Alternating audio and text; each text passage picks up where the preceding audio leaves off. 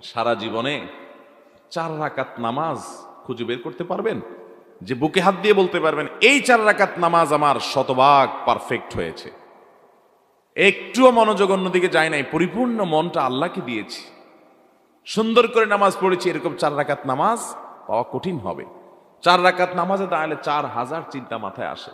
আল্লাহর কাছে নিবেদন করার মতো 4 রাকাত নামাজও ফ্রেশ আমি তো পড়তে পারি নাই সারা জীবনে, কি নিয়ে আল্লাহর কাছে যাব সেটা বলার মতো কিছুই আমার নাই।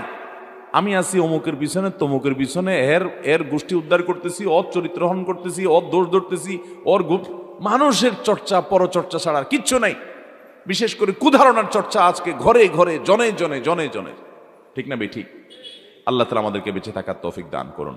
ইয়াকুম আয-যান ফাইন্নায যান্না আকযাবুল হাদিস, তোমরা কুধারণা থেকে বেঁচে থাকবে, কারণ এটা সবচেয়ে বড় মিথ্যা।